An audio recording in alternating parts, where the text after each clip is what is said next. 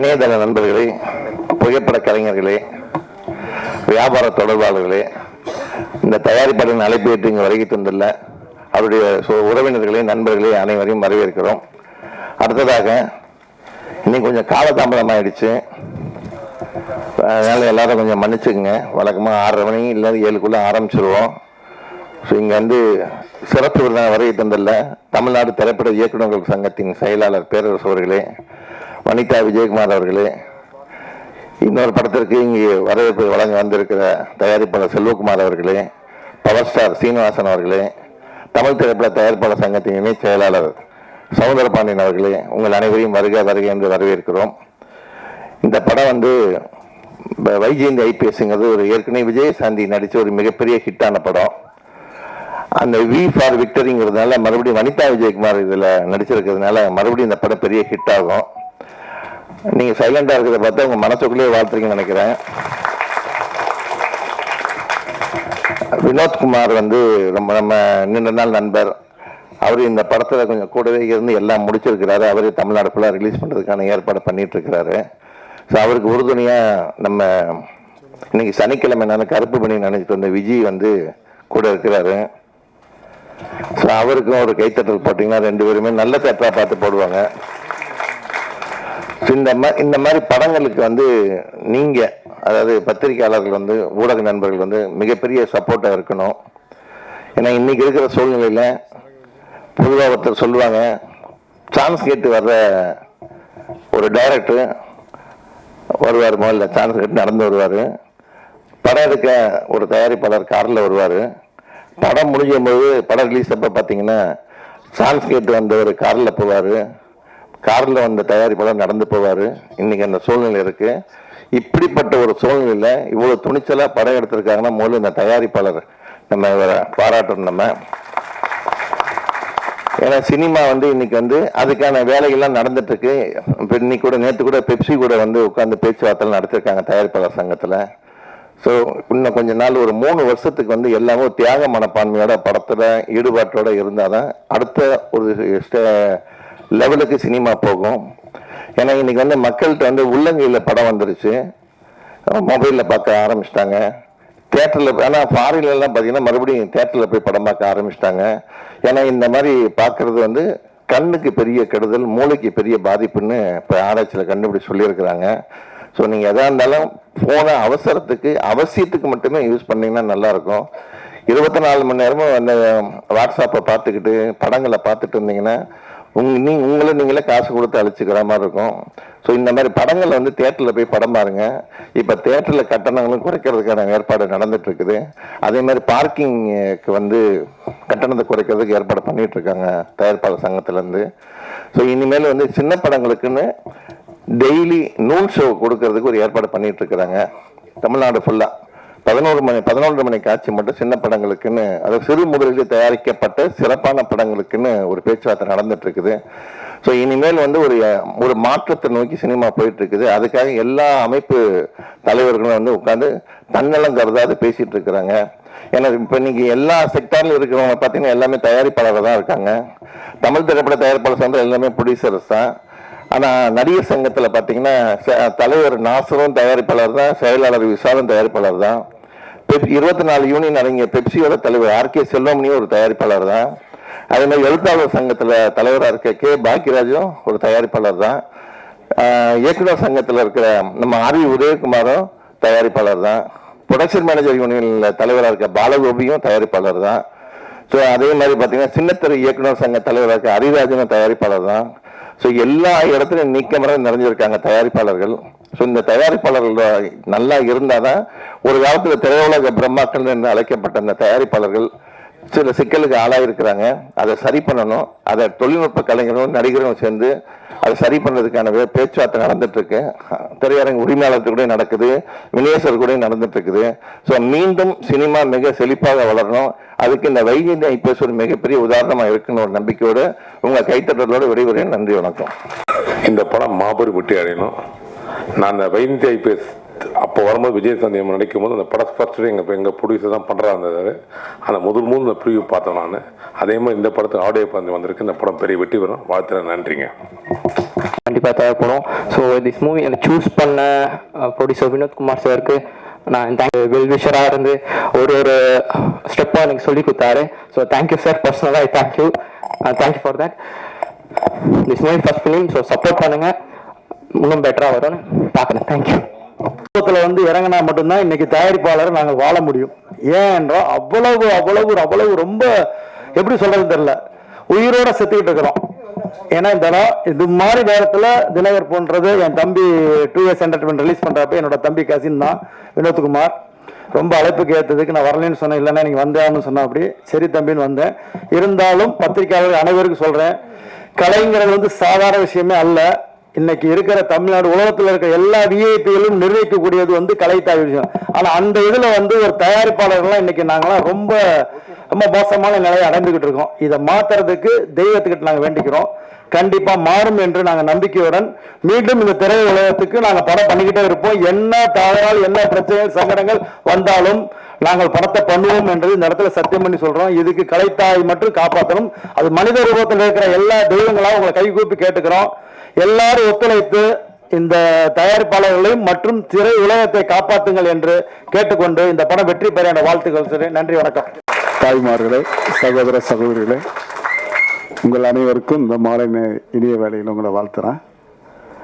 என்னுடைய இனிய சகோதரர் வினோத்துக்கு நான் ரொம்ப நன்றி கடன்பட்டிருக்கேன். ஏன்னா ஏற்கனவே என்ன வயிறு ஆக்கினவர் ஒரு 3.5 கோடி பேர் பார்க்க வச்சாரு, வெறும் போட்டோ ஸ்டில்லுக்காக.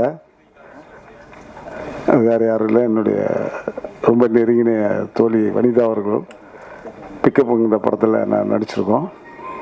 அதன் சார்பாக இந்த படத்தை ஒரு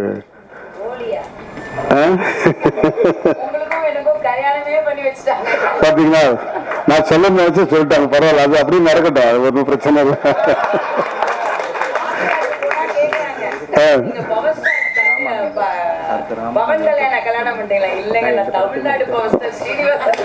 அம்மா ஆந்திரால இல்லம்மா, அமெரிக்கால என்ன கேட்டாங்க ஒரு பாட்டு. என்ன சார்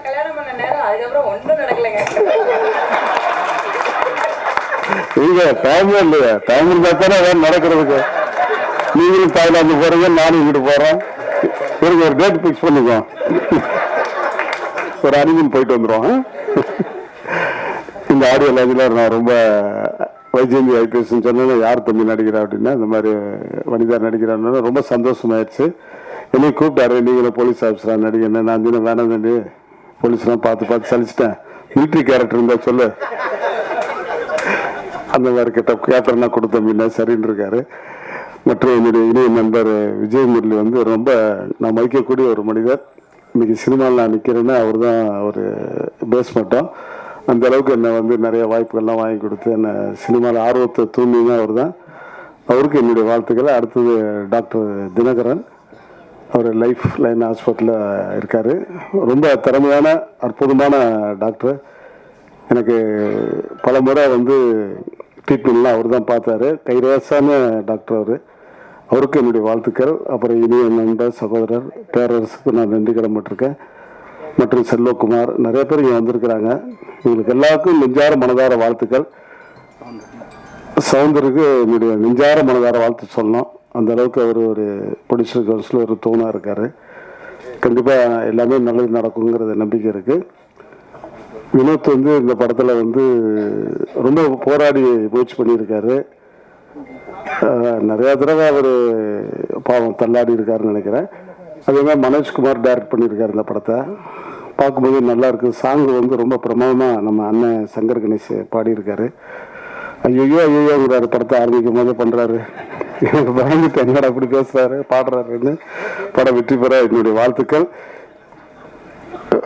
வனிதாவுக்கு நான் ரொம்ப ரொம்ப நன்றி கடன்பட்டிருக்கேன். ஏன்னா பிக்கரில் பார்த்து இப்போ தான் பிக்கப் பண்ண வந்திருக்கேன். அவங்க அதோட போனதுதான் தாய்லாந்து போயிட்டாங்க, எங்கேயுமே பார்க்க முடியல. இப்போ பார்த்தோன்னா எனக்கு அவங்களுக்கு ஒரு ஒரு ஒரு மேக்னெட். அடுத்தது பிக்கப் பண்ணுற ஆடிராஜ் கண்டிப்பாக நீங்கள்லாம் வரணும், ரொம்ப நான் எதிர்பார்க்குறேன். வினோத் வந்து இது முடிச்சோடனே அடுத்த படம் ரிலீஸ் பண்ண தயாராக இருக்காரு. என்னுடைய வாழ்த்துக்கள். என்னுடைய 2 கண்களை பத்திரிகையாளரும் தொலைக்காட்சிகளுக்கும் நெஞ்சார மனதார வாழ்த்துக்கள் சொல்கிறேன். இந்த படத்தை வந்து நல்லா பூஸ்ட் பண்ணி நல்லா ரிலீஸ் பண்ணி மிகப்பெரிய வெற்றி பெறதுக்கு எல்லாமல்ல இறைவனை வேண்டுறேன். நன்றி நன்றி நன்றி. நன்றி கடன். அப்புறம் அவர் அறிமுகப்படுத்தின பெருமாள் சாருக்கும் நான் முக்கியமாக நன்றி சொல்லணும். நடிக்கணுன்றது என்னுடைய பல வருஷ கனவு, 20-25 வருஷ கனவு. அது இந்த படம் மூலிமா நிறைவேறியிருக்கு. அது படிப்பு, வேலை, வெளிநாடு, அமெரிக்கா அப்படியே சென்று நடிக்க முடியாமல் போயிடுச்சு. 10 வருஷத்துக்கு முன்னாடி மறைந்த நடிகர் பிரதீப் சக்தி அவர்கள் மூலிமா ஒரு வாய்ப்பு வந்தது, அதுவும் இல்லாமல் போச்சு. அப்புறம் இப்போது இவர்கிட்ட பேசி இவரும் சரி தைரியமாக போப்பா அப்படி நடிப்பான்னு சொல்லியிருக்காரு. நீங்களாம் பார்க்கணும், இந்த படம் வெற்றி அடையணும். மற்றும் எல்லா நடித்தவர்களுக்கும் நான் எனக்கு நன்றியை சொல்லிக்கிறேன். Special thanks to Vanitha madam. அவங்க கூட தான் I am travelling in this movie. So ஒரு புதுமுகம் இருந்தாலும் அவங்க உண்மையிலே எனக்கு டிப்ஸ் எல்லாம் கொடுத்து எனக்கு ரொம்ப ஒரு பேஷண்ட்டாக கிளியராக அவங்க நடித்தாங்க, பேஷன்ஸோட. Very good, thank you.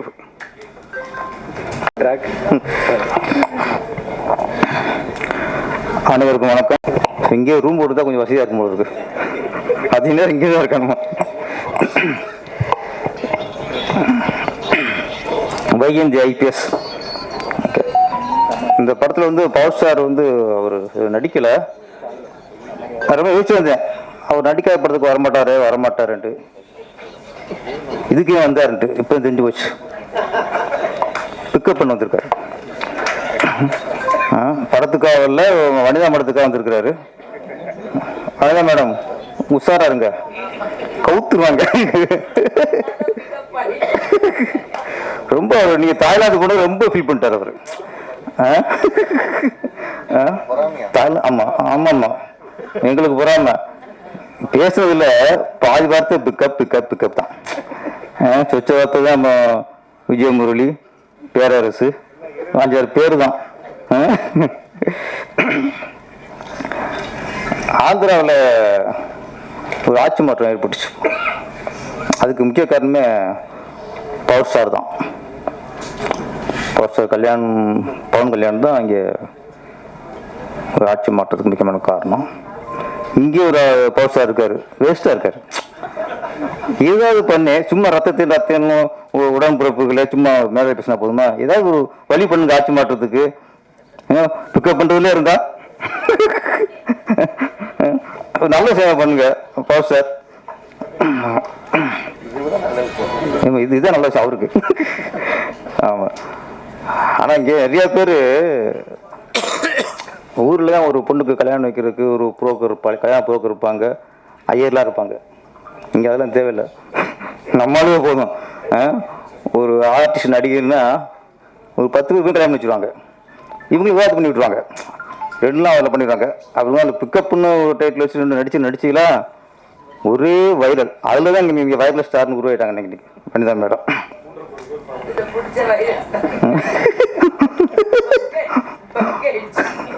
கொஞ்சம் அடுத்த சீல உட்கார வைக்க வர ரொம்ப அப்படியே ஒரு சைட்ல பார்த்துட்டு இருக்காரு போல. அப்படி கண்ணு மட்டும் உட்காந்துட்டே இருக்கு. வைஜெயந்தி ஐபிஎஸ். ஆமாம், தெலுங்குல விஜயசாந்தி அங்கே லேடி சூப்பர் ஸ்டார். ஆமாம், லேடி சூப்பர் ஸ்டார்னா என்ன, அந்த படத்துக்கு அப்புறம் தான் வைஜெயந்தி ஐபிஎஸ் நடிச்சதுக்கப்புறம் மிகப்பெரிய ஹிட்டு. அதுக்கப்புறம் அங்கே பெரிய ஒரு ஸ்டார் ஹீரோவுக்கு ஈக்குவலான மார்க்கெட் வந்துச்சு. அங்கே சூப்பர் ஸ்டார்னா ஒரு லேடி சூப்பர் ஸ்டார் அளவுக்கு இந்தியாவிலேயே ஒரு லேடி சூப்பர் ஸ்டார்னா அதுக்கு பட்டத்துக்கு பொருத்தமானவங்க விஜயசாந்தி மட்டும்தான். இப்போ இங்கே விஜயசாந்தி ஐபிஎஸ். இதில் வந்து நம்ம வைரல் ஸ்டார் வனிதா மேடம் எவ்வளோ பட்டம் பிடிக்கிறாங்க madam. Power star, viral star. ஆனால் அவங்களுக்கு ஏற்ற ஒரு பட்டம் தான் அது. அவங்க எதை பேசினா இங்கே வைரல் தான். சிலருக்கு தான் கரெக்டாக அந்த பட்டம் அமையும். எப்படி லேடி சூப்பர் ஸ்டாருக்கு விஜயசாந்திக்கு அமைஞ்சது அது மாதிரி வைரல் ஸ்டாருங்க அவங்களுக்கு ஏற்ற பட்டம் தான். எனக்கு அவங்களுக்கு பிடிச்சது ஏதாவது போல்டாக பேசுகிறது தான். இந்த மறைச்சு அதெல்லாம் இல்லை, போல்டாக அடிச்சிருவாங்க. அது அவங்கள்ட்ட எனக்கு ரொம்ப பிடிக்கும். எப்படி வைஜெயந்தி ஐபிஎஸ்க்கு அப்புறம் விஜயசாந்தி அவர்கள் ஒரு பெரிய ஸ்டார் ஆகி ஒரு பெரிய மார்க்கெட் பிடிச்சாங்களோ அது மாதிரி இந்த படத்துக்கு அப்புறம் வனிதா மேடம் அந்த அளவுக்கு பெருசாக பேர் எடுக்கணும், பெரிய ஸ்டாராக உருவாகணும். ஆனால் அந்த போலீஸ் காஸ்டியூம் போட்டால் சிலருக்கு அது அந்த கெத்து கரெக்டாக செட் ஆகும். இப்போ நடிகர்களில் பார்த்தா அது விஜயகாந்த் சாருக்கும் கரெக்டாக செட் ஆகும். முடியும் அது போட்டு காஸ்டியூஸ் போட்டாலே தனி பவர் இருக்கும். அதே மாதிரி இப்போ இதில் பார்க்கும்போது வனிதா மேடத்துக்கு கரெக்டாக அந்த ஒரு ரஃப் அண்ட் டஃப் உள்ள ஒரு போலீஸ் ஆஃபீஸர் லுக்கு கரெக்டாக செட் ஆயிடுச்சு. இறங்கும்போது அந்த லுக்கு நட எல்லாம் ஒரு ஒரு போல்டான போலீஸ் ஆஃபீஸருக்கான ஒரு சரியான தேர்வு தான் வனிதா மேடம். இந்த படத்தின் இயக்குனர் எல்லாமே புது ப்ரொடியூசர்ஸு, புது டைரக்டர் மனோஜ் கார்த்திக் காமராஜா. ஆமாம் ஆமாம் பேர் 2 தான் இருக்கு. ரொம்ப இந்த படம் வெற்றி அடைந்து மனோஜ் கார்த்திக் காமராஜ் மிகப்பெரிய இயக்குனராக உருவாகணும். இன்னைக்கு எல்லாருமே இன்னைக்கு ப்ரொடியூசர் கவுன்சில் இருக்காங்க. இன்னைக்கு எல்லாமே இந்த ப்ரொடியூசர் பற்றிய ஆதங்கம் தான் நிறைய வெளிப்பட்டுச்சு. ஆமாம், நம்ம செல்வகுமாரன் வந்து சத்தியம் பண்ணிட்டாரு, கடைசியாக படம் எடுத்துகிட்டே இருப்பேன்ட்டு. ஆமாம், அது ஒன்று தெரிஞ்சு போச்சு, உங்களுக்கு எந்த டைரக்டரும் எந்த நடிகரும் உங்களை அடிக்க முடியாதுன்ட்டு. அது கான்ஃபிடன்ட் இருக்கணும். ஆமாம், ஆனால் சரியான நேரம் கொஞ்சம் இப்போ உருவாகிருக்கு. விஜயமுரளி சார் சொன்னார், சில கார் பார்க்கிங், டிக்கெட் ரேட்டு. எனக்கு இன்னைக்கு வந்து நம்ம என்னதான் தேட்டர் கிடைக்க மாட்டேங்குதுன்னு சொன்னால் கூட சின்ன படங்கள் கிடைக்கும்னு சொல்கிறோம்.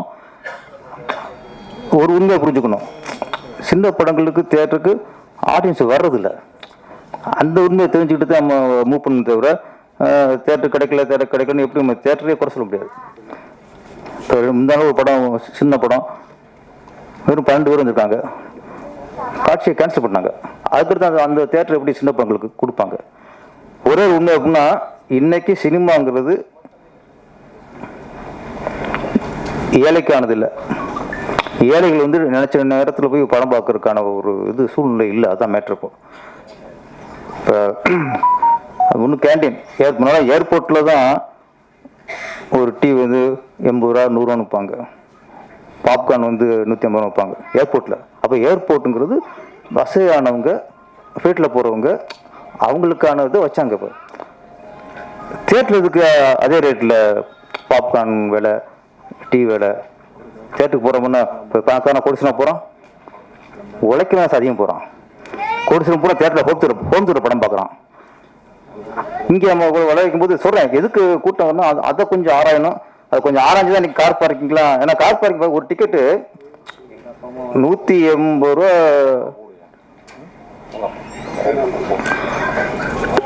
ஒரு படத்தை டிக்கெட் உள்ளது 120 ரூபானா, கார் பார்க்கிங் வந்து 200 கேட்குறான் அவருக்கு.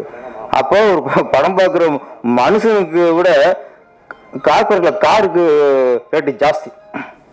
அப்போ என்ன வெளியே வரும்போது டக்குன்னு 240 ரூபா பகிருங்குது. என்னடா டிக்கெட்டு 140 ரூபா, இது 240 ரூபா அப்படின்னா, இதெல்லாம் சொல்கிறேன். இதெல்லாம் வந்து அடுத்த தேட்டர் போகிறதுக்கு ஒரு பயத்தை உருவாக்கிட்டோம். இதெல்லாம் நீங்கள் பேசிக்கிருக்காங்கன்னு தெரியுது. அதோட முக்கியமான விஷயம் இதெல்லாம் நம்ம கொண்டு வந்துடலாம்.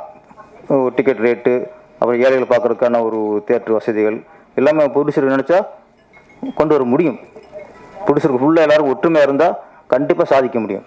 அந்த ஒற்றுமையாக இன்றைக்கி உருவாகிருக்கு, அதுக்கு நல்லா நடக்கும். ஒரே விஷயத்தை மட்டும் நான் ஒரு பதிவு ஒன்று விரும்புகிறேன். ஒரு திரைப்படத்துக்கு நீங்கள் பட்ஜெட்டு, ஹீரோ, ஹீரோயின், டைரக்டரு எல்லாத்தையும் விட கதை தான் முக்கியம்.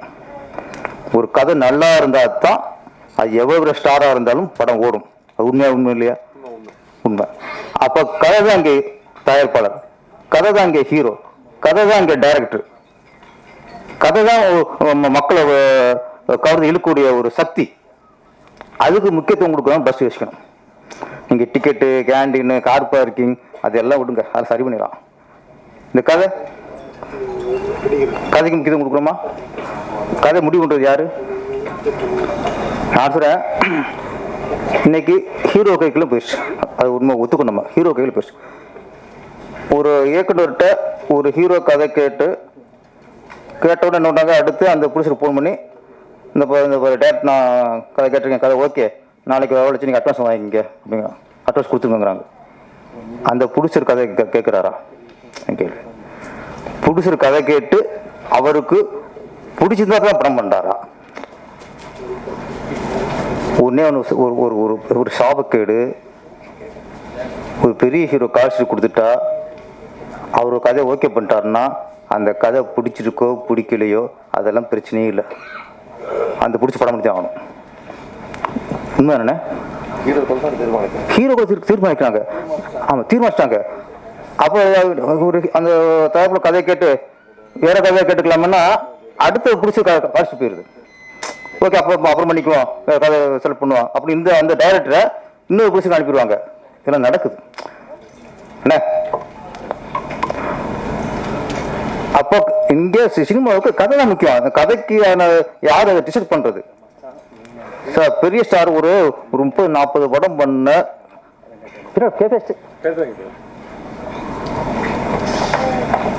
ஒரு 30-40 படம் பண்ண ஒரு ஹீரோக்களுக்கு ஆட்டோமேட்டிக்காக அந்த கதை நாலேஜ் வந்துடும். அப்போ கதையை டிசைட் பண்ற ஒரு அத்தாட்டே உங்களுக்கு வந்துடும். ஏன்னா அனுபவம் இருக்குல்ல, அனுபவம் தான் எல்லாத்தையும் கற்றுக் கொடுக்கும். ஒரு 4 படம் பண்ண ஹீரோ 5வது படத்துக்கு அவர் கதை கேட்டு அவர் பிடிச்சி அனுப்புறாரு. என்னைக்கு இந்த சினிமா எப்போ நல்லா இருந்துச்சு? ஒரு தயாரிப்பாளர் ஒரு டைரக்டர் கதை கேட்டு அந்த கதை நல்லா இருக்கு, இந்த கதைக்கு யார் நடிச்சா நல்லா இருக்கும்? இந்த கதைக்கு விஜய் நடிச்சா நல்லா இருக்குமா, அஜித் நடிச்சா நல்லா இருக்குமா, கார்த்திக் நடிச்சா நல்லா இருக்குமா, தனுஷ் நடிச்சா நல்லா இருக்குமா? அப்போ இந்த கதைக்கு தனுஷ் நடிச்சா நல்லா இருக்கும் அப்படின்னு டிசைட் பண்ணி அந்த டைரக்டரை தனுஷ்ட அனுப்பி அவர் அப்பாயின்மெண்ட் வாங்கி கதை சொல்லி அவருக்கு ஓகேன்னா அப்படி படம் எடுத்தாங்களே, அப்பதான் சார் சினிமா ஆரோக்கியமா இருந்துச்சு. ஒரு தயாரிப்பு கதை ஓகே பண்ணி இந்த கதைக்கு யார் ஹீரோ, அவருக்கு என்ன சம்பளம், அதுவே விஷயம். அது அவர் அந்த மார்க்கெட்டுக்கு சம்பளம் வாங்குறாரு, அது அடுத்த விஷயம். கதை அஸ்திவாரம், இங்க அஸ்திவாரம் ஆடி போச்சு. பிடிச்சிருக்கும் கதைக்கு சம்மந்தம் இல்லைன்னு ஆகி போச்சு. இப்போ மத்தெல்லாம் பேசுறோம், நான் பேசுறது ஒரு அடித்தளமான மேட்ரு. இதான் முக்கியம். கதை இல்லாம நீங்க ஷூட்டிங் போக முடியாது, கதை முக்கியம். அப்ப அங்கேயே கோட்டை விடுறீங்க ப்ரொடியூசர், அங்கே கோட்டை விடுறதுனாலதான் ஒரு கதை வந்து என்ன தெரியாம போகும்போது தான் இது என்ன படிச்சு அடங்குது. 80 கோடி அப்படிங்கிறது ஷூட்டிங் செலவு என்பதுன்னா அதுக்கு 150 கோடி இருக்கு. ஏன்னா நீங்க கதையை வந்து ஒரு உள்வாங்கி இவ்வளவு அவங்களுக்கு படிச்சுட்டு போடல. அப்புறம் ஒரு டைரக்டர் கூப்பிட்டு முதல்ல என்ன படிச்சுட்டு ஆகும் பேசணும். இந்த விஷயம்லாம் இது மற்றது ஹீரோக்கள் சம்பளம், அது இது செலவுகள், அது அடுத்த விஷயம் சார். அதெல்லாம் சரி பண்ணிடலாம். கதையில வந்து பண்ணோம். இன்னொரு விஷயம் எப்படின்னா, சில ஹீரோக்கள் வருங்க, அவங்க நிறைய படம் பண்ணவங்க கதை கேட்குறாங்க, ஓகே. ஒரு 2ஆம் தரத்தில் உள்ள ஹீரோக்கள் கூட என்ன பண்ணுறாங்க, கதை கேட்கறதுக்குன்னு சில ஆள் வச்சிருக்காங்க சார். விஜயம் சார் எல்லாம் தெரியும் உங்களுக்கு. என்ன பண்ணுறாங்க, அவங்க கதை கேட்க மாட்டாங்க. ஒரு டைரக்டர் வந்தால் நீங்களோட கதை சொல்லுங்கிறாங்க. அப்போ ஒரு ஹீரோவுக்காக இன்னொருத்தர் அந்த கதை ஞானம் உள்ளவர் 60 கதை கேட்குறாரு. அவர் ஓகேனக்கு அப்புறம் தான் ஹீரோ கேட்குறாரு. ஹீரோ கேட்டு அவருக்கு முடிச்சு போச்சுன்னா அடுத்து அவங்க என்ன பண்ணுறாங்க, அடுத்து எந்த பிடிச்சிரு காசு கொடுத்துருக்காங்களோ அங்கே ஃபோன் பண்ணி நம்ம கதை கேட்டுருங்க கேளுங்க அனுப்புகிறாங்க. போயிட்டு நான் சொல்கிறேன், ஒரு ஹீரோ ஒரு 2 கோடி சம்பளம் வாங்குற ஹீரோ தனக்கு வர கதையை கேட்கறதுக்கு ஒரு ஆள் வச்சிருக்காரு. 20 கோடி பட்ஜெட்டுக்கு 2 கோடி சம்பளம் வாங்குற ஒரு ஹீரோ அந்த கதையை கேட்கறதுக்கு ஒரு ஆள் வச்சு கதை கேட்டு நல்லா இருந்தா பண்றாரு. 20 கோடி இன்வெஸ்ட் பண்றீங்களா ப்ரொடியூசர், நீங்க ஏன் அதுக்கு ஆள் வைக்க கூடாது? நமக்கு அது வேலைக்கு நமக்கு அந்த கதை கணிக்கிற இது இல்லைன்னா ஓகே, அந்த ஹீரோ கதை ஓகே பண்ணிட்டாரு, அந்த கதையை கேளுங்கப்பா அப்படின்னு ஒரு 4 பேரை வச்சு நல்ல அனுகூல ஆளை வச்சு நீங்க கேளுங்க, ஒத்து வராதான்ட்டு. அப்போ 2 கோடி வாங்குற சம்பளம் வாங்குற ஹீரோ கதை இருக்கிறாரு, 20 கோடி இன்வெஸ்ட் பண்ற ப்ரொடியூசர் வந்து காசு கொடுக்க மட்டும்தான் இருக்கு, வேலையா இருக்கு. நான் எது சொல்ல வரேன்னா, கதை தான் சார் முக்கியம். ஒரு ப்ரொடியூசருக்கு வந்து உங்களுக்கு கதை பிடிச்சி கேட்டு கதை பிடிச்சிருந்தா பண்ணுங்க, பிடிக்காம பண்ணீங்கன்னா லாஸ் தான் வரும். அப்புறம் எந்த பெரிய எவ்வளவு பெரிய ஹீரோ நடிச்சாலும் சரி, அது கதை சரியில்லைன்னா லாஸ் தான் வரும். சும்மா கொஞ்சம் நெஞ்சமா 200 கோடி பட்ஜெட்னா 30-35 கோடி லாஸ் வருது, 40 கோடி லாஸ் வருது. எங்க ஹீரோ காட்சி கொடுத்தாரு ஓகே, அவரு நான் சார் இப்போ சொல்றேன், ஹீரோக்கள் சம்பளங்கிறது 2வது விஷயம் தான். கதை ஹீரோ கதை ஓகே பண்ணாலும் அந்த கதை உங்களுக்கும் ஓகே இருக்கணும், உங்களுக்கும் பிடிச்சிருக்கணும். ஸோ உங்களுக்கு அந்த இது கதையை டிசைட் பண்ணுற இது இல்லையா, அதுக்கு அந்த சினிமா எத்தனை இருக்காங்க, கதை அறிவு உள்ளவங்க, அந்த அனுகூலம் எத்தனை இருக்காங்க, அவங்க கூட வச்சுட்டு 20 கோடி இன்வெஸ்ட் போது ஒரு 20,000 கொடுத்தா கதை பசங்க உட்காந்து கெடுத்தானே. 20 கோடி பண்ணுறோம், ஒரு 20,000 கொடுத்து ஒரு பைசா கொடுத்து நீங்கள் கதையை கேளுங்கன்னா அவன் அக்கவர் அவங்க பிடிச்சி எடுத்துருவான். அந்த ஆள் எத்தனை பேர் இருக்காங்க சிங்க கதை திரைக்கதை வசனத்துல மூலிகை முத்து எடுத்தாலும் நிறைய பேர் இருக்காங்க. ஏன்னா இங்கே வந்து சவுந்தர் வந்திருக்காரு, விஜயம் சார் வந்திருக்காரு, அவர் செல்வகுமார் வந்திருக்கிறாரு. நான் சொல்கிறேன், நீங்கள் நிறைய விஷயம் பேசியிருப்பீங்க சார், இப்போ நான் நிறைய விஷயம் பேசி கார் பார்க்கிங் எல்லாம் பேசுனீங்க. இதுதான் சார் முக்கியம். ஒரு கதையை ஒரு தயாரிப்பாளர் முடிவு வரணும் சார், அப்போ தான் சினிமா கரெக்டாக வரும். இல்லைன்னா அவங்க இங்கே இப்போ இழுத்துட்டு போய் ஒரு தரம் வேணும்ல, நீ கலெக்ஷன் வருது வசூல் வருது, ஒரு படத்துக்கு தரம் வேணும்ல. நாளைக்கு இதை முடிவு பண்ணாதான் சரியாக வரும். சவுதி சாராக இருக்கட்டும், ஏவிஎம்மாக இருக்கட்டும், எத்தனை பேனர்கள் இவங்க கதை கேட்டு தான் ஹீரோட்ட அனுப்புவாங்க. இப்போ ஹீரோ கதை கேட்டு பிடிச்சிட்டு அனுப்பும்போது உள்டாகி போச்சு. அப்போ என்ன, ஒரு 8 ஹீரோக்கான கதை ஞானம் இருக்குல்ல, அந்த ஞானத்துக்கான படங்களும் வந்துக்கிட்டு இருக்கு. ஒரு ஹீரோவுக்கு அவருக்கான கதை ஞானம் இருக்கும். அப்போ அதே பேட்டர்ன்லேயே தான் அவங்க கதையை ஓகே பண்ணுவார். புதுசை ஓகே பண்ணும்போது தான் விதவிதமாக கதை வரும். ரஜினிக்கு வந்து ஒரு பக்கம் மாட்டுக்காலை, அப்போ ஒரு பக்கம் ஒரு எங்கேயோ கேட்ட குரல், ஒரு புது கவிதை, எத்தனை வெரைட்டியான படங்கள் வந்துச்சு. ஏன் வந்துச்சு, அப்போ பிடிச்ச கதை டிசைட் பண்ணாங்க. கதை டிசைட் பண்ணி ரஜினி நடிச்சா நல்லா இருக்கும். அப்போ இது முன்னாடி கமர்ஷியல் பண்ணியிருக்காரு, இப்போ ஒரு ஃபேமிலி ட்ராமா பண்ணால் நல்லா இருக்கும், ஒரு நல்லவனுக்கு நல்லவன், அதுக்கப்புறம் பாயும்புலி, மாறி மாறி கமலாசனுக்கு ஒரு சவகல வல்லவன், அப்புறம் 3ஆம் படம் வரும், பாலியமயம் வரும். வெரைட்டியாக வந்து அப்போ இப்போ இன்னைக்கு ஒரு ஹீரோ மாதிரி வெரைட்டியாக கதை வருதா? ஏன் இல்லைன்னா அந்த ஹீரோ நாலேஜுக்கு அவங்க கதை அறிவுக்கு தான் கதை கேட்குறாங்க. அப்போ ஒரே மாதிரி தான் கதை அமையும்.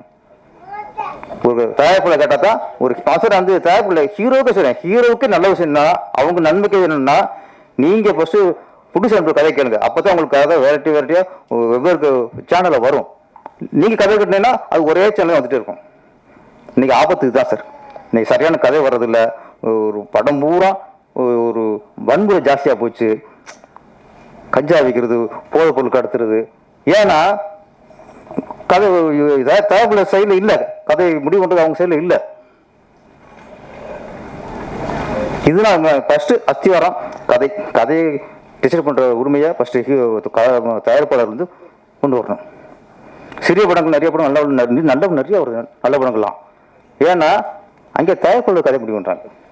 சின்ன சின்ன படங்கள்லாம் விவரிச்சாலும் எத்தனை ஒன்று கிட்ட இருக்கு நல்ல படங்கள். பார்க்கிங்னு படம் வந்துச்சு, சித்தான்னு படம் வருது, கொண்டாடுறாங்கல்ல சின்ன படங்கள்ல. ஏன் கொண்டாடுறாங்கன்னா அதெல்லாம் தயாரிப்பாளர் கேட்டு ஓகே செஞ்ச கதை. ஆனால் சிறிய படங்கள்லாம் வெவ்வேறு சேனலில் வருது. பெரிய ஆர்டிஸ்ட் படம் ஒரே மாதிரி வர காரணம் ஹீரோக்கள் கதை முடிவு பண்ணுறாங்க. இது கொஞ்சம் மாறினா மற்ற செலவுகள் அப்புறம் இதுதான் நான் நினைக்கிறது. ரொம்ப ஆழமும் தான் இதையும் கொஞ்சம் தயாரிப்பு நடைமுறைப்படுத்தணும். நம்ம மற்ற முக்கியமான ஸ்ட்ரைக்கை மட்டும் தயவு செய்து நடத்திடாதீங்க, அதுக்கான வாய்ப்பெல்லாம் கொடுத்துடாதீங்க. எல்லாத்தையும் பேசி சரி பண்ணிக்கலாம். வைஜெயந்தி ஐபிஎஸ் இதுவும் சிறிய பட்ஜெட் படம் தான்.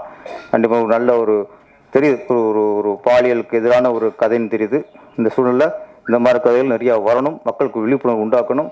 இந்த வைஜெயந்தி ஐபிஎஸ் மிகப்பெரிய வெற்றி அடைந்து தயாரிப்பாளர், டைரக்டர், நடிகர் எல்லாருக்குமே நல்ல பேர் வரணும். இது எடுத்து ரிலீஸ் பண்ணுற நண்பர் வினோத்குமார் அவர்களுக்கு வந்து பெரிய ஒரு லாபகரமாக இந்த படைப்பு அமையணும். வினோத்குமார் ஒரு இயக்குனர் தான், விரைவில் அவர் ஒரு படத்தை இயக்கி வெளியிடணும். எல்லாருக்கும் வாழ்த்துக்கள், நன்றி, வணக்கம். அதை மக்கள் சப்போர்ட் பண்ணணும் கதைகளுக்கு. ஸோ இன்னைக்கு ஏகப்பட்ட பிளாட்ஃபார்ம் இருக்குது படம் பார்க்கறதுக்கு. ஓடிடி, சேட்டலைட்டு, யூடியூப்பு, தேட்டரு நிறைய இருக்குது. ஆனால் எங்கள் மக்களுக்கு அதை விட வந்து முக்கியமான வேலைகள் தான் இருக்குது. ஸோ அவங்களோட தேடல் அதிகமாக இருக்குது. ஸோ முதல்ல ஒரு மிகப்பெரிய டைரக்டர் ஒருத்தர் ஒரு ஷூட்டிங் நடத்திட்டு இருக்கிறாரு, மிகப்பெரிய உச்ச நடிக்கிற ஒரு படம் தான். அப்போ ப்ரொடியூசர் பார்க்க போயிருக்கிறாரு. அந்த ப்ரொடியூசர் வெளியில் போனால் தான் நான் அடுத்து வேலை செய்வேன்னு ஒரு டைரக்டர் சொல்கிறாரு. ஸோ இந்த மாதிரி சூழ்நிலையில் தயாரிப்பாளர் எங்கே போய் நிற்கணும், யார்கிட்ட குறை சொல்கிறாரு சொல்லுங்கள். ஸோ ப்ரொடியூசரை பொறுத்த வரைக்கும் அது டைரக்டராக இருக்கட்டும், டெக்னீஷியனாக இருக்கட்டும், யாராக இருந்தாலும் அவங்களோட ஏடிஎம் மிஷினாக தான் பார்க்குறாங்களே தவிர அவங்கள ஒரு மனிதனை மதிக்கிறது இல்லைங்கிறது நான் இங்கே பதிவு பண்ணுறேன். ஆனால் அவர் சொன்ன ஒரு விஷயம், கதை முக்கியங்கிறது ரொம்ப முக்கியம். அதில் எல்லாரும் சேர்ந்து கவனம் செலுத்தணும். நன்றி.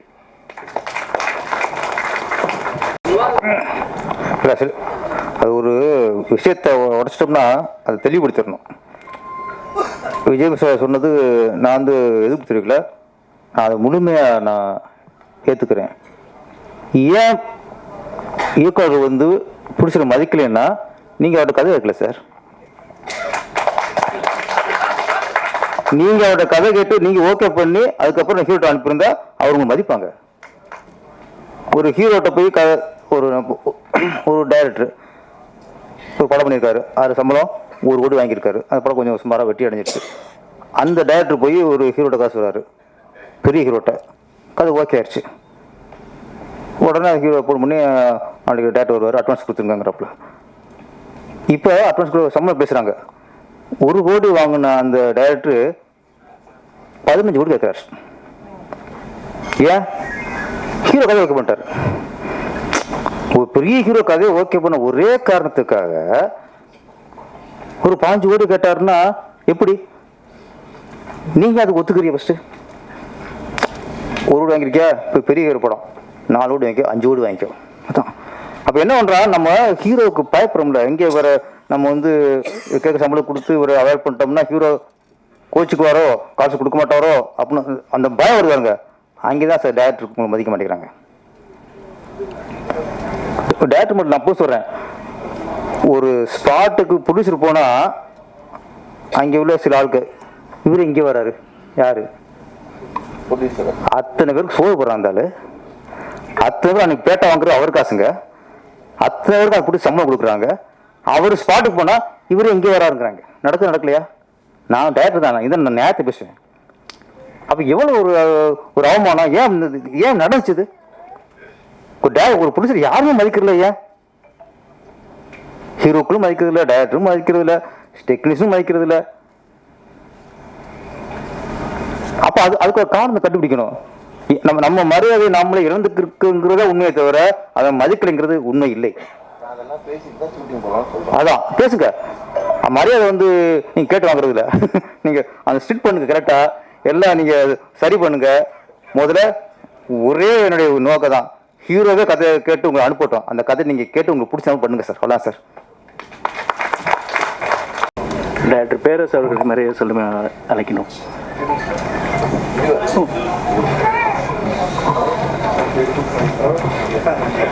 ஃப்ளைட்டை ப்ரீபான் பண்ணேன், அதுவும் லேட் ஆயிடுச்சு. ஸோ சரி, அங்கேருந்து ஏர்போர்ட்லேருந்து டைரெக்டாக வந்தேன். ஸோ இந்த டீம் இவங்க கூட ரொம்ப ரொம்ப வினோத் கூட ஒரு 7-8 வருஷமாக நான் ட்ராவல் பண்ணிட்டு இருக்கேன். 2-3 ப்ராஜெக்ட்ஸ் அவங்க கூட வினோத் கூட பண்ணியிருக்கேன். இந்த யங் டீம் ரொம்ப ராத்திரி 12 மணி 1 மணி 2 மணி ஆனால் கூட எனர்ஜைஸாக வேலை பண்ணிட்டு எல்லாரும் என்கரேஜ் பண்ணிட்டு ஸோ இந்த ப்ராஜெக்ட் நல்லா வருங்கிறது எனக்கு ஒரு நம்பிக்கை இருக்கு. வனிதா ஒரு குட் ஃப்ரெண்டு. ஸோ இந்த டைரக்டர்ஸ்லாம் சொன்னது வந்து என்ன, பேஷன். இந்த சினிமாவை அவங்க எவ்வளவு அதில் வந்து பேஷனேட்டாக இருக்காங்க, அதனால தான் இவ்வளவு விஷயங்கள் அவங்க பேசுகிறாங்க, சொல்ல முடியுது. இப்போ நானும் வந்து சின்ன வயசுலேருந்தே தியேட்டர், பெங்காலி, நான் born and brought up கல்கத்தாவில். ஸோ நிறைய தியேட்டர்ஸ், பெங்காலி தியேட்டர்ஸ் பண்ணியிருக்கேன். ஸோ அது ஒரு பேஷன். அப்புறம் சென்னை வந்தப்புறம் நான் கார்பரேட்ஸில் I use to be Pepsi, Unilever, அது மாதிரி கம்பெனிஸில் வேலை பண்ணிட்டு இருந்தேன். இங்கே சவுத்தில் பெப்சியில் ஜிஎம்மாக இருந்தேன்.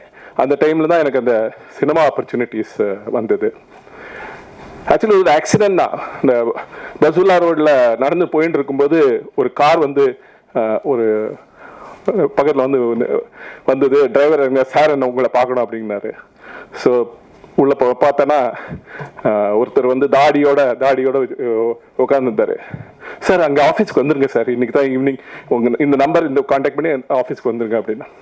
எனக்கு அந்த டைமில் தமிழ் சினிமா பற்றி அவ்வளோ தெரியாது. இப்போ நான் நார்த்லேயே இருந்ததுனால ஸோ 2007 தான் இங்கே வந்தேன். அப்போ ஆஃபீஸில் போனேன். இந்த மாதிரி யாரோ ஒருத்தர் இந்த மாதிரி படங்கள்லாம் ஏதோ சொன்னார் அப்படின்னு. சார் அவர் பெரிய டைரக்டர் சார், மிஷ்கின் சார், அவர் எப்படி உங்களை கூப்பிட்டுருக்காருன்னா ஏதோ ஒரு விஷயம் இருக்கு அப்படின்னாரு. அப்போ நான் சொன்னேன், சரி இன்னைக்கு நான் வந்து ஊரில் வெளியூர் போயின்னு இருக்கேன், அதனால போக முடியாது. ஸோ வந்தேன். அதுக்கப்புறம் ஒரு வாரம் கழிஞ்சு அங்கே ஃபோன் பண்ணேன். நார்மலி இது மாதிரி அந்த டைமில் கூப்பிட்ட டைமில் இது பண்ணலன்னா கொஞ்சம் ஒரு ஈகோவில் இருப்பாங்க, அப்புறம் அதுக்கு ரெஸ்பாண்ட் பண்ண மாட்டாங்க. ஸோ அதை பேஸ் பண்ணி என்ன பண்ணேன், சரி ஓகே ஃப்ரெண்ட்ஸ் சொன்ன இது மாதிரி ஒரு மிஷ்கின் அவர் வந்து கூப்பிட்டாரு டைரக்டர். ஸோ நான் என்ன பண்ணேன், ஒன்று பண்ணேன், ஃப்ரெண்ட்ஸ் எல்லாம் சேர்ந்து ஒரு ஷார்ட் ஃபிலிம் எடுக்கலாம், உனக்கு முதல்ல ஒரு ஃபில்மோட ஒரு எக்ஸ்போஷர் கொடுக்கலாம் அப்படின்னுட்டு ஒரு ஷார்ட் ஃபிலிம்லாம் எடுத்தோம். ஸோ அதுக்கப்புறம் எந்திரனில் வந்தது இந்த இந்த டைரக்டரிஸில் ஃபோட்டோஸ்லாம் போட்டேன். அப்புறம் எந்திரன் தான் ஃபர்ஸ்ட் படம். அப்புறம் வம்சம்ல பாண்டியராஜ், அதுவும் ஒரு ஆக்சிடென்ட் தான். எங்கேயோ ஒரு வடபயணில் போயிட்டு இருந்தேன், ஏதோ ஒரு ஆஃபீஸ் போயிருந்தேன். பாண்டியராஜ் வந்து அந்த ஆஃபீஸுக்கு போயிட்டு என் நம்பர் எடுத்து கூப்பிட்டாரு. ஸோ வம்சம்ல சுனைனா ஃபாதராக பண்ணியிருந்தேன். அப்புறம் பெங்காலி ஃபிலிம்ஸ் பண்ணியிருக்கேன், நெகட்டிவ் ரோல்ஸ். இப்போ ரீசெண்டாக ஒரு இன்டர்நேஷ்னல் ஃபிலிம் பண்ணியிருக்கேன், ஹிந்தி இங்கிலீஷில். அதுலேயும் ஒரு நெகட்டிவ் கேரக்டர் பண்ணியிருக்கேன். இதுதான் என்னோட இன்ட்ரடக்ஷன். சார் சொன்ன மாதிரி இந்த சினிமா ஆஸ் ஒரு பேஷன் வரும்போது என்னன்னா, இப்போ சில படங்கள் பார்க்கும்போது ஏன் பைசா வேஸ்ட் பண்ணிட்டாங்க அப்படின்னு தோணுது. சோஷியல் மெசேஜஸ் சரியா இல்லை, டைரக்ஷன் சரியா இல்லை இந்த சென்ஸ் அவங்க என்ன கம்யூனிகேட் பண்றாங்கிறது வந்து சரியா இல்லை. ஸோ இப்போ நான் என்னோட இதில் கார்பரேட் கலெக்ஷன்ஸில் என்ன பண்ணுறேன்னா, இந்த மாதிரி யங் டைரக்டர்ஸ் எல்லாம் அவங்கள ஏதாவது கதை சொல்ல வச்சு, பாம்பேயா இருக்கட்டும் இல்லை டெல்லியா இருக்கட்டும், அது மாதிரி நிறைய யங் டைரக்டர்ஸ் இப்போ சர்க்கிளில் இருக்காங்க, வினோத் மாதிரி. ஸோ அவங்களுக்கு தான் அது மாதிரி ஹெல்ப் பண்ணிட்டு இருக்கேன். கார்பரேட்டில் ஏதாவது படம் ரிலீஸ் பண்ணோன்னா பேசி இது பண்ணுறேன். ஸோ இதான் என்னோட இது. நானும் ஒரு படம் டைரக்ட் பண்ணுறதுக்கு 7 வருஷமாக நான் வந்து டைட்டில் அண்ட் சினாப்சிஸ் ரெஜிஸ்டர் பண்ணி வச்சுருக்கேன் பாலிவுட்டில். அதுவும் ஒரு சூப்பர் குவாலிட்டி ஓல்டு கொஞ்சம் ஃபேமஸ் ஆர்டிஸ்ட், இவங்க நம்ம விக்டர் பானர்ஜி, அது மாதிரி ஃபேமஸ் ஆர்டிஸ்ட். இது ஒரு இன்டர்நேஷ்னல் ஃபிலிம் மாதிரி ஒன்று பண்ணோன்னு யோசிச்சேன், கல்கட்டா பேஸ்ட். ப்ரொடியூசர் அவர்களுக்கும் வினோதனா அவர்களுக்கும் மிகப்பெரிய நன்றி தெரிவித்துக் கொள்கிறேன். அண்ட் முதல்ல எனக்கு இந்த லைஃப் கொடுத்த அம்மா அப்பா, தேங்க்யூ. சாரி, ஃபஸ்ட்டு பெரிய மேடை பேசுறது கொஞ்சம் நர்வஸாக இருக்குது, தப்பாக நினச்சிக்காதீங்க. அண்ட் இங்கே உட்காந்துருக்க சார், பேரரசு சார், ப்ரொடியூசர்ஸ் விஜயமுரளி அண்ணா எல்லாம், அண்ட் மெயினாக இந்த ஸ்டோரி கேட்டு ஓகே சொன்ன வனிதா மேம், அவங்க ரொம்ப thank you ma'am, thank you ma'am. And power star sir, ரொம்ப நன்றி வந்ததுக்கு. எல்லாருக்குமே இங்கே இருக்க மிகப்பெரிய ஜாம்பவான்கள்லாம் இங்கே இருக்கிறாங்க.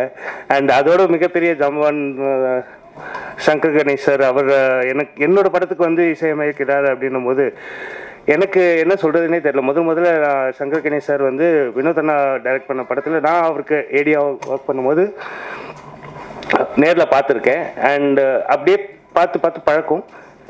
போய் கேட்கும்போது அவர் ஓகே சொல்லுவார், நான் எதிர்பார்க்கல, பட் ஓகே சொல்லிட்டாரு. அண்ட் அதுக்காக நான் அவருக்கு மிகப்பெரிய நன்றி கடன் பட்டிருக்கேன்னு தான் சொல்லணும். ஏன்னா அவ்வளோ பெரிய ஜாம்பவான் வந்து நான் திருப்பி என்னோட படத்துக்கு மியூசிக் போடுறதுக்கு கூட்டிட்டு வரணும் அப்படின்னும் போது எனக்கு இன்னும் சந்தோஷமாக ஆயிடுச்சு.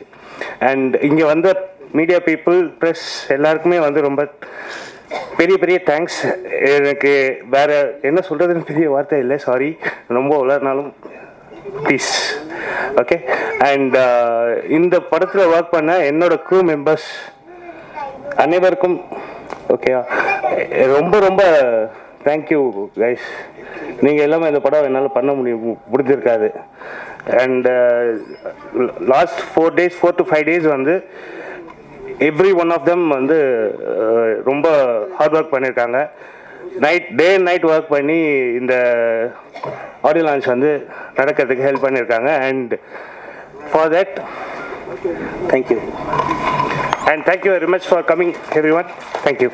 ஆர்டிஸ்டாக இருந்தோன்னா ஆர்டிஸ்டாக யோசிச்சுட்டு ப்ரொடியூசரோட கஷ்டம் வந்து புரிஞ்சிக்காத பல ஆக்டர்ஸ் இருக்காங்க.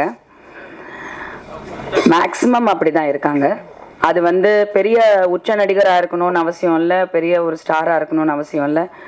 அவங்களுக்கு வேலை வாய்ப்பு கிடைக்கிறதே பெரிய விஷயம்ன்ற சிச்சுவேஷன் இருக்கக்கூடிய ஒவ்வொருத்தரும் கூட ப்ரொடியூசரோட கஷ்டம் எல்லாரும் புரிஞ்சுக்கிறது இல்லை. ஸோ ஃபஸ்ட்டு வந்து நான் ப்ரொடியூசராக தான் இங்கே பேசணும். ஏன்னா வந்து இன்னைக்கு ஆக்சுவலி நான் வந்து என்னோட படம் ப்ரொடக்ஷன் வந்து இந்த வருஷம் திரும்பி I started a film and அதோட படப்பிடிப்பு வந்து ஒரு கிட்டத்தட்ட ஒரு 75% வந்து தாய்லாண்டில் ஷூட்டிங் முடிச்சுட்டு I came back. So post production work போயிட்டு இருந்தது. அதில் வந்து டேட்ஸ் காரணமாக because of the producers council எடுத்த தீர்மானம் அண்ட் ஆர்டிஸ்ட் டேட்ஸ் என்னோட படம் வந்து நான் கம்ப்ளீட் பண்ணணுன்றதுனால ஒரு சங்க் ஆஃப் டேட்ஸ் எல்லாம் ஆல் ஆர்டிஸ்ட் காம்பினேஷன், நிறைய நடிகர்கள்.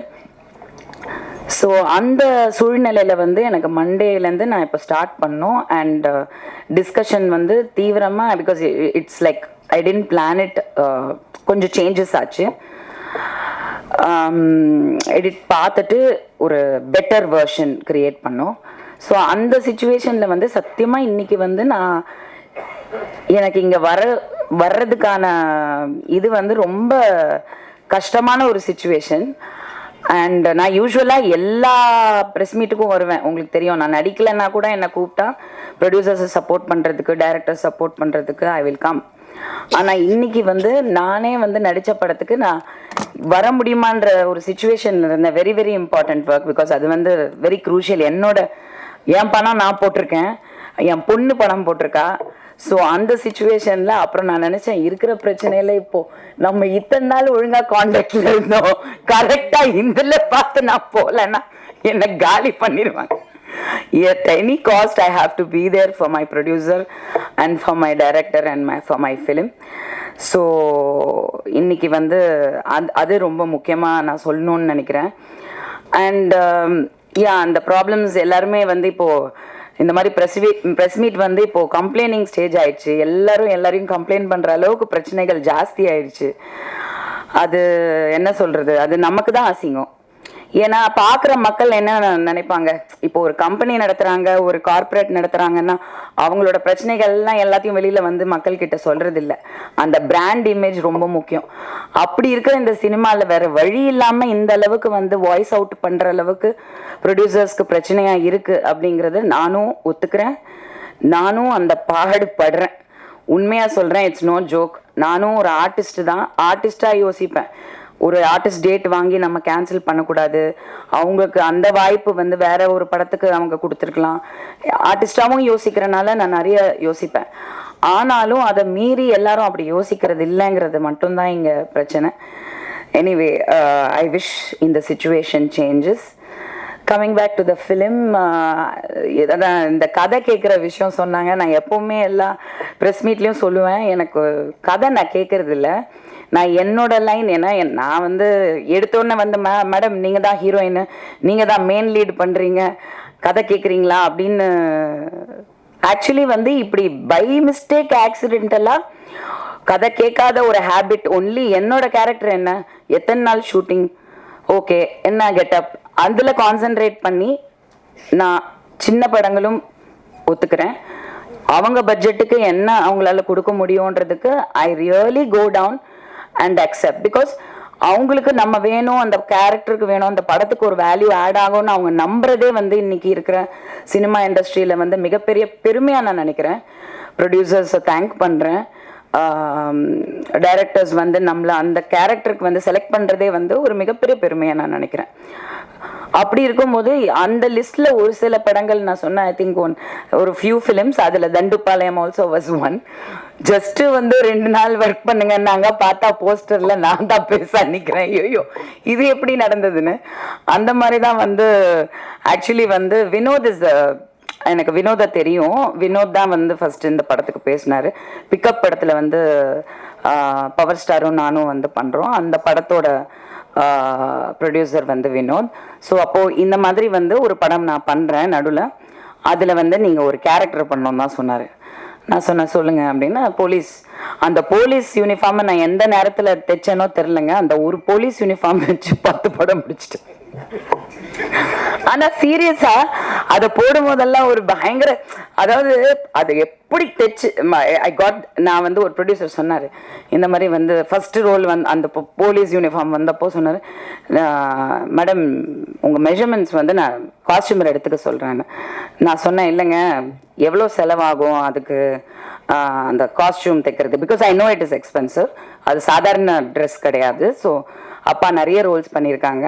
ஸோ அதனால எனக்கு தெரியும் இட் இஸ் எக்ஸ்பென்சிவ்னு. ஸோ நான் கேட்டேன். அப்பா அவர் சொன்னார் காஸ்டியூமர்கிட்ட கேட்டு இந்த மாதிரி 7,000 சம்திங் ஆகும் மேடம். என்னோட காஸ்டியூமர் பர்சனல் சாய் அவங்க கிட்ட கேட்டேன் நான், இந்த மாதிரி எனக்கு நல்ல போலீஸ் யூனிஃபார்ம் வேணும், அது கரெக்டாக ஸ்ட்ரெச் ஆகணும், கிழியக்கூடாது, எனக்கு நல்ல ஒரு யூனிஃபார்ம் செட்டப் வேணும். அந்த ஏன்னா அந்த ஃபிட்டு ரொம்ப முக்கியம் ஒரு போலீஸ் ஆஃபீஸருக்கு. ஸோ நான் கேட்டேன். அவர் சொன்னார் 12,000 ஆகும். நான் சொன்னேன் நீங்கள் வந்து எனக்கு 7,500 என்னமோ கொடுத்துருங்க, நான் வந்து பேலன்ஸ் போட்டு நான் தைச்சிக்கிறேன், பட் நான் திரும்பி கொடுக்க மாட்டேன், நான் வச்சுக்கிறேன்னு. அந்த ப்ரொடியூசர் வந்து ஓகே மேடம் சந்தோஷம் அப்படின்ட்டு கொடுத்துட்டாரு. ஸோ நான் வந்து அந்த செட்டப் ரெடி பண்ணேங்க. சத்தியமாக சொல்கிறேன் 10 படம் அதில் போடும் போதெல்லாம் வந்து பார்த்தீங்கன்னா அப்படி ஃபிட்டாக தைச்சிருப்பாரு சாய். சிவா அவரோட பார்ட்னர். அது வந்து பார்த்தீங்கன்னா எவ்ரி டைம் நான் அதை போடும்போது அதான் என்னோட வெயிட் மிஷின். நான் இப்படி உட்காந்து எந்திரிக்கலாம் அவ்வளோதான், அப்படி இருக்கும் அந்த ஃபேப்ரிக்கு. ஆனால் அதுதான் ஓகே நான் வெயிட் போடலை இல்லை இழைச்சிருக்கேன் அப்படின்ட்டு. Luckily I got this role. But சொல்ல வந்த மாதிரி ஒரு கேரக்டர்னு சொன்னார். கடைசியில் பார்த்தா நான் தான் வைஜெயந்தி IPS. இது எப்போ நடந்ததுன்னு எனக்கு படம் நடிக்கும் போது நாங்கள் விட்டு எடுத்தோம். ஒரு சின்ன ப்ரொடியூசரோட பிரச்சனை, சின்ன பட்ஜெட்டோட பிரச்சனை இஸ் டெஃபினெட்லி கன்சாலிடேட்டடாக வந்து இத்தனை நாள் ஷூட்டிங் அப்படிங்கிறது வந்து எல்லாராலையும் பண்ண முடியாது. நானும் அதை அனுபவிச்சிருக்கேன். எம்ஜிஆர், சிவாஜி, ரஜினி, கமல் பண்ணும் போதெல்லாம் நான் அப்படி தான் எடுத்தேன். ஒரு 1 year விட்டு எப்பெல்லாம் கொஞ்சம் பணம் வருதோ வில் டேக் த ஃபிலிம். அதான் பேஷன். ப்ரொடியூசருங்கிறது வெறும் ப்ரொடியூசர் இல்லை, அந்த லவ் ஃபார் சினிமா. நமக்கு இருக்கிற 10 பைசா கூட அந்த படத்தில் போடணும், தோல்வி அடைஞ்சாலும் திரும்பி வந்து இங்கே தான் போடணுன்றது வந்து இட் இஸ் அது ஒரு அடிக்ஷன் மாதிரி, அவ்வளோதான். அதுக்கு வந்து அது ஒரு வியாதினே சொல்லலாம். ஸோ அந்த மாதிரி நடந்தது தான் வைஜெயந்தி IPS. அந்த டைட்டில் அதுக்கு நான் தகுதியா இல்லையான்னு எனக்கு சத்தியமாக தெரியாது. இதெல்லாம் நினைச்சு கூட பார்த்தது கிடையாது. பிகாஸ் நான் சின்ன குழந்தையா வந்து அப்பா நடிச்சிருப்பாங்க Kartavyam, I think in Telugu. Vyjayanthi IPS, Vijayashanti is the original lady super star. நாங்கள் பார்த்து வளர்ந்த லேடி சூப்பர் ஸ்டார் அந்த காலத்தில். And she deserves that title also. So அந்த படம்லாம் வந்து நான் ஷூட்டிங் போயிருக்கேன், அப்பாவோட ஷூட்டிங் போயிருக்கேன். அண்ட் அப்படி இருக்கும்போது எனக்கு இந்த மாதிரி ஒரு டைட்டில் இந்த ஸ்டேஜில் அமையும், இந்த மாதிரி ஒரு மேடையில் உங்ககிட்ட நான் இதை பற்றி பேசுகிறேன்னு நினைக்கிறதே வந்து it's more than anything. And thank you to the producers and the director Manoj and God. It's all என்ன சொல்கிறதுன்னு தெரியல. நான் எப்போவுமே சொல்கிறது தான், லைஃப்பில் வந்து எதிர்பாராததை எதிர்பாருங்கள், பிக் பாஸோட டேக்லைன் தான். சத்தியமாக life is mysterious. God works in his own ways. Sometimes வந்து அன்பிலீவபிளாக இருக்கும். ஆனால் ஏன் அது நடக்குது அப்படின்னா நம்பிக்கை தான். You have to believe. எல்லாரும் சொல்லுவாங்க முடியாது, நடக்காது, தெரியாது, எல்லாமே சொல்லுவாங்க. அதை மீறி நமக்குள்ள நம்ம மேலே நம்ம நம்பிக்கை வைக்கணும், கடவுள் மேலே நம்பிக்கை வைக்கணும், யூனிவர்ஸ் மேலே நம்பிக்கை வைக்கணும். You have to keep going. அதுதான் ஒரே ஒரு solution. And trust me, I know I am very experienced in this. நீங்கள் பிலீவ் பண்ணால் miracles do happen, definitely happens. So எல்லாருமே பிலீவ் பண்ணுங்க. And I wish the film grand success. And yeah, thank you and lovely to see you all again. Thank you.